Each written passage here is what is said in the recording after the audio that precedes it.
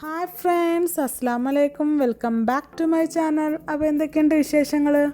അപ്പോൾ ഞാൻ ഇന്ന് വന്നിരിക്കുന്നത് ഞങ്ങളുടെ ഇഷ്ട വിഭവമായ ഇറച്ചിയും പുളിയുടെ റെസിപ്പി ആയിട്ടാണ്. ഇറച്ചിയും പുളി എന്ന് പറഞ്ഞാൽ കപ്പ ബിരിയാണി. അപ്പോൾ എപ്പോഴും പറയുന്നത് പോലെ വീഡിയോ മുഴുവനായി കണ്ട് സപ്പോർട്ട് ചെയ്യുക. അതുപോലെ തന്നെ നിങ്ങൾ ആദ്യമായിട്ടാണ് എൻ്റെ ചാനൽ കാണുന്നതെങ്കിൽ അല്ലെങ്കിൽ ഏതെങ്കിലും കൂട്ടുകാർ ഇതുവരെ എൻ്റെ ചാനൽ സബ്സ്ക്രൈബ് ചെയ്തിട്ടില്ലെങ്കിൽ ഒന്ന് സബ്സ്ക്രൈബ് ചെയ്യണേ. അപ്പോൾ ഒരു കുഞ്ഞ് ബെല്ലൈക്കൺ കാണാം, അതിൽ ഓൾ പ്രസ് ചെയ്താൽ ഞാൻ അപ്ലോഡ് ചെയ്യുന്ന വീഡിയോസ് നിങ്ങൾക്ക് ഉടനെ നോട്ടിഫിക്കേഷനായി ലഭിക്കുന്നതാണ്. അപ്പോൾ നമുക്ക് വീഡിയോയിലേക്ക് പോവാം. ഈ ഒരു റെസിപ്പിയുടെ മെയിൻ ഐറ്റം എന്ന് പറയുന്നത് ബീഫും കപ്പയും തന്നെയാണല്ലോ. അപ്പോൾ ഞാനിവിടെ ഒരു 1/2 കിലോ ബീഫ് എല്ലോട് കൂടിയാണ് എടുത്തിട്ടുള്ളത്. എല്ലോട് കൂടി എടുത്താലേ നമുക്ക് ഈ റെസിപ്പിക്ക് ഒരു പ്രത്യേക ടേസ്റ്റ് തോന്നുകയുള്ളൂ. പിന്നെ ഞാൻ എടുത്തിട്ടുള്ളത് ഫ്രോസൺ കപ്പയാണ്. ഇവിടെ ഫ്രഷ് കപ്പയിലാറ് എനിക്ക് ടേസ്റ്റായിട്ട് ഫീൽ ആയിട്ടുള്ളത് ഫ്രോസൺ കപ്പയാണ്. അതുകൊണ്ട് ഞാനാണ് ഫ്രോസൺ എടുത്തിട്ടുള്ളത്. നിങ്ങൾക്ക് ഫ്രഷ് യൂസ് ചെയ്യാം. ഞാനിവിടെ ഒരു 700 ഗ്രാം ഫ്രോസൺ കപ്പയാണ് എടുത്തിട്ടുള്ളത്. പിന്നെ ഇതിലോട്ട് ഞാൻ എടുത്തിട്ടുള്ളത് ഒരു സവാളയും ഒരു തക്കാളിയുമാണ്.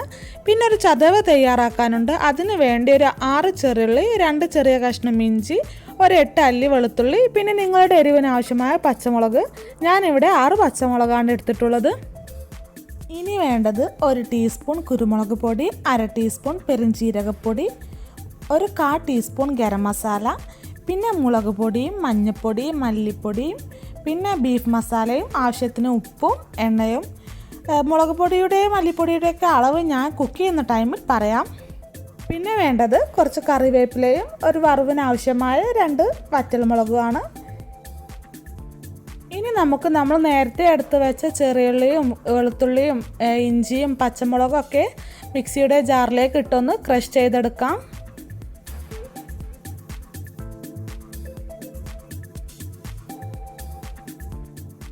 ഇനി നമുക്ക് ഫ്ലെയിം ഓണാക്കി കുക്കർ വെച്ച് കൊടുക്കാം. കുക്കർ നന്നായി ചൂടായതിനു ശേഷം അതിലേക്ക് 2 ടേബിൾ സ്പൂൺ വെളിച്ചെണ്ണ ഒഴിച്ച് കൊടുക്കുക. വെളിച്ചെണ്ണ തന്നെ യൂസ് ചെയ്യാൻ ശ്രദ്ധിക്കുക, എന്നാലേ നമുക്ക് ആ നാടൻ ടേസ്റ്റ് കിട്ടുകയുള്ളൂ. എണ്ണ നന്നായി ചൂടായതിനു ശേഷം സവാള ഇട്ട് കൊടുക്കുക. പെട്ടെന്ന് വഴന്ന് വരാൻ വേണ്ടി നമുക്ക് ഒരല്പം ഉപ്പും കൂടി ചേർത്ത് കൊടുക്കാം.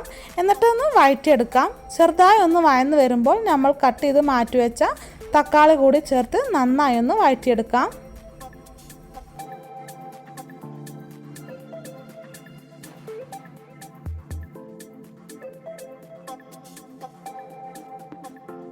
തക്കാളി ചെറുതായി ഒന്ന് വഴന്ന് വരുമ്പോൾ നമുക്ക് നേരത്തെ ക്രഷ് ചെയ്ത് മാറ്റി വെച്ച ഇഞ്ചി, വെളുത്തുള്ളി, പച്ചമുളക്, ചെറുള്ളി എന്നിവയുടെ മിക്സ് ഉണ്ടല്ലോ, അതുകൂടി ചേർത്ത് ഇതിൻ്റെ പച്ചമണം പോകുന്നത് വരെ ഒന്ന് മിക്സ് ചെയ്തെടുക്കാം.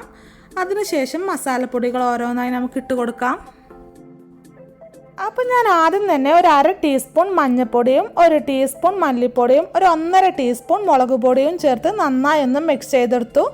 അതിനുശേഷം ഞാൻ നേരത്തെ എടുത്തു വെച്ച ഒരു 1/2 ടീസ്പൂൺ പെരുംജീരകം പൊടിച്ചതും 1/4 ടീസ്പൂൺ ഗരം മസാലയും 1 ടീസ്പൂൺ കുരുമുളക് പൊടിയും പിന്നെ 1 ടേബിൾ സ്പൂൺ നമ്മുടെ ബീഫ് മസാലയും ചേർത്ത് നന്നായി ഒന്ന് ഇതിൻ്റെ പച്ചമണം പോകുന്നത് വരെ ഒന്ന് മിക്സ് ചെയ്തെടുത്തിട്ടുണ്ട്.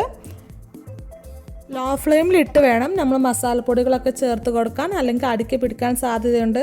അപ്പോൾ ഇവയുടെയൊക്കെ പച്ചമണം പോകുന്നത് വരെ ഒന്ന് വഴറ്റിയെടുക്കാം. ആവശ്യത്തിന് കറിവേപ്പില കൂടി ചേർത്ത് കൊടുക്കാം.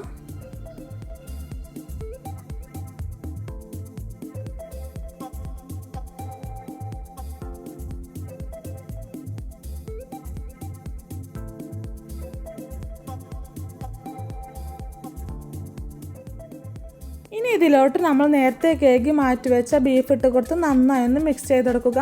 അതിനുശേഷം ഇതിലേക്ക് ആവശ്യമായ വെള്ളവും ഉപ്പും ചേർത്ത് നമുക്ക് കുക്കർ മൂടി വെച്ചൊന്ന് വേവിച്ചെടുക്കാം.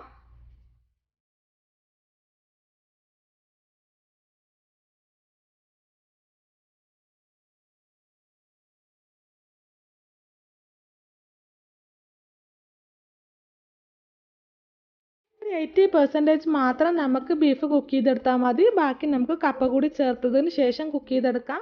അപ്പോൾ ഒരു മീഡിയം ഫ്ലെയിമിലിട്ടാണ് ഞാൻ കുക്ക് ചെയ്തെടുക്കുന്നത്.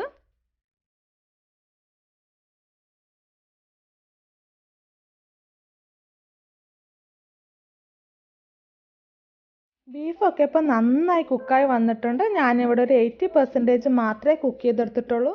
ഇനി ഇതിലോട്ട് നമുക്ക് കപ്പ ചേർത്ത് കൊടുക്കാം. കപ്പയെല്ലാം ഞാൻ നേരത്തെ തന്നെ നന്നായി കഴുകി ക്ലീൻ ആക്കിയതിന് ശേഷം ഒരു മീഡിയം കഷ്ണങ്ങളാക്കി കട്ട് ചെയ്ത് വെച്ചിട്ടുണ്ട്. അതുകൂടി ചേർത്ത് നന്നായി ഒന്ന് മിക്സ് ചെയ്തെടുക്കാം. ഇതിലേക്ക് ഈ ടൈമിൽ ആവശ്യമെങ്കിൽ നമുക്ക് വെള്ളവും ഉപ്പൊക്കെ ചേർത്ത് കൊടുക്കാം. ഞാനിവിടെ ഒരല്പം വെള്ളം ചേർത്ത് കൊടുക്കുന്നുണ്ട്. ചൂടുവെള്ളം വേണം നമ്മൾ ചേർത്ത് കൊടുക്കാം. അപ്പോൾ ബീഫും കപ്പയൊക്കെ നന്നായി മിക്സ് ആക്കിയതിന് ശേഷം കുക്കർ മൂടി വെച്ച് നമുക്കൊരു മീഡിയം ഫ്ലെയിമിലിട്ട് ഒരു 4 വിസിൽ വരുന്നത് വരെ ഒന്ന് കുക്ക് ചെയ്തെടുക്കാം.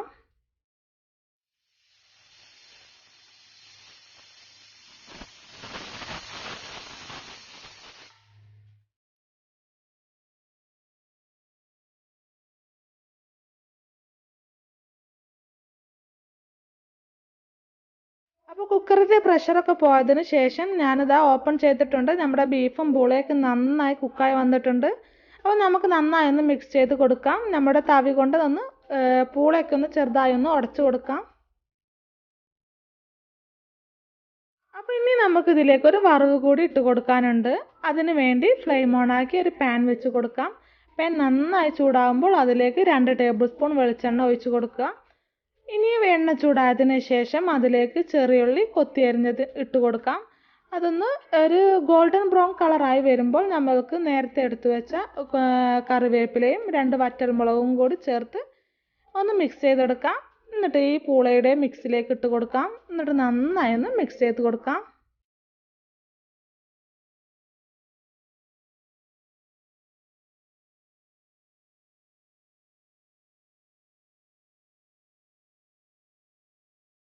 അപ്പോൾ ഇതാ നമ്മുടെ ടേസ്റ്റിയായ കപ്പ ബിരിയാണി ഇവിടെ റെഡി ആയിട്ടുണ്ട്. ഞങ്ങളുടെ ഭാഷയിൽ പറഞ്ഞ ഇറച്ചിയും പോളിയും.